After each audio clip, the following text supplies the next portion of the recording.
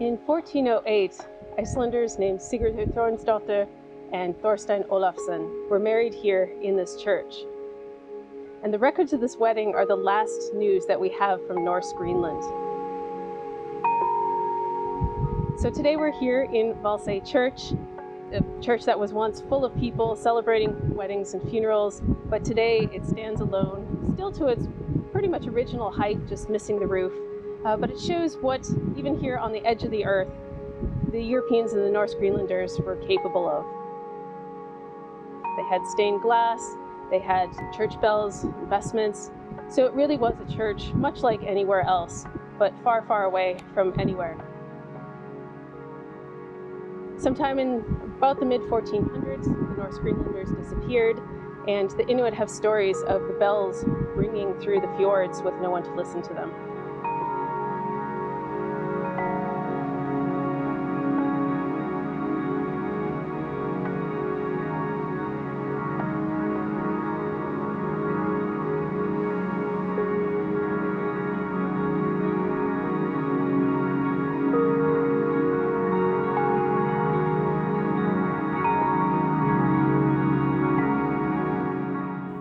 Greenland is simply fantastic in terms of geology. As we sailed past many of the fjords that constitute the coast of Greenland, and sometimes sailing in them, we saw many different types of rocks. But the particularity of Greenland, the island of Greenland, is that the rock that constitute the island are very, very old. They range between 3.3 to 1.5 billion years. This is absolutely amazing, simply because each of those rocks give a window into the past of our planet. So by studying them, you can find out about what were the conditions at that time, such as were they plate tectonics? Were there enough oxygen to sustain life? Or any other questions that are fundamental for scientists to pursue our understanding of our planet.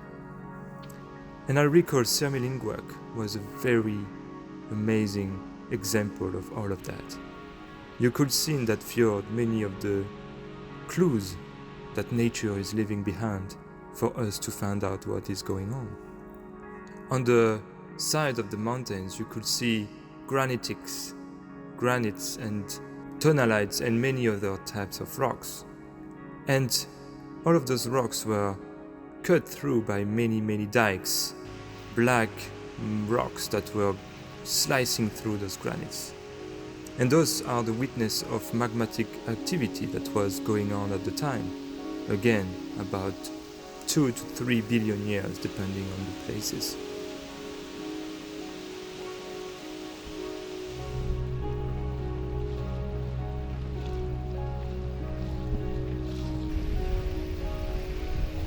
At the end of this fjord, we had glaciers.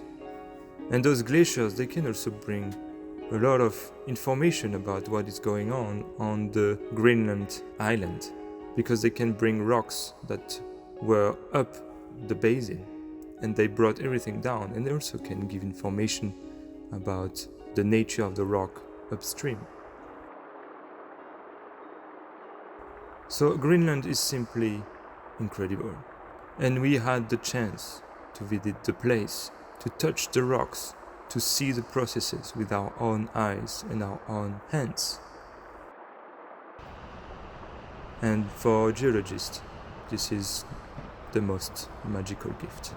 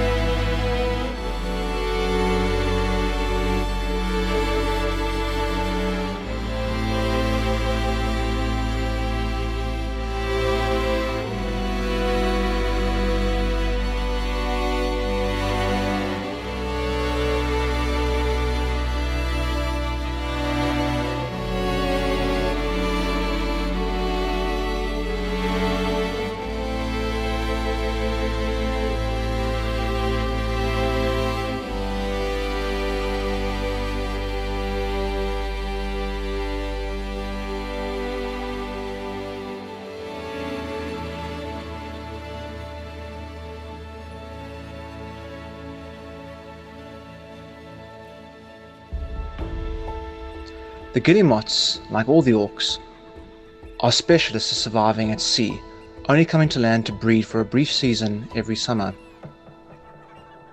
They are phenomenal hunters at sea. They have a variety of mechanisms to help them survive in these cold, desolate areas. And unlike many other animals, they are quite at home in this sort of environment. They can drink the seawater and they have special organs to process the salt. Their body temperatures run between 38 and 42 degrees Celsius, helping them cope with these particularly challenging temperatures.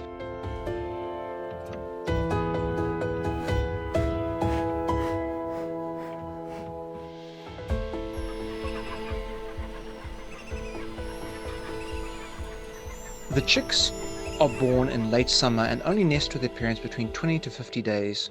And after reaching semi-maturity, they're very ungraciously kicked out the nest and have to make a brief plunge into the ocean and have to figure it out for themselves. The chicks are not fully developed at this time, and they'll spend the first few weeks of their life swimming and learning how to hunt before ever learning to actually fly. They thrive on an abundance of organisms that live in this sort of environment, and while the sea on the surface may look quite barren, underneath it is like a tropical rainforest teeming with life. There are sheer tons of fish, cephalopods like squids and octopus, small eels, and a variety of little organisms that they can live off. They'll spend a few years out at sea before finally finding their way back to their original coastline and joining in the breeding flocks. And it is testament to the sheer amount of food that's actually available in this sort of environment to show how many of these birds are nesting in one particular area.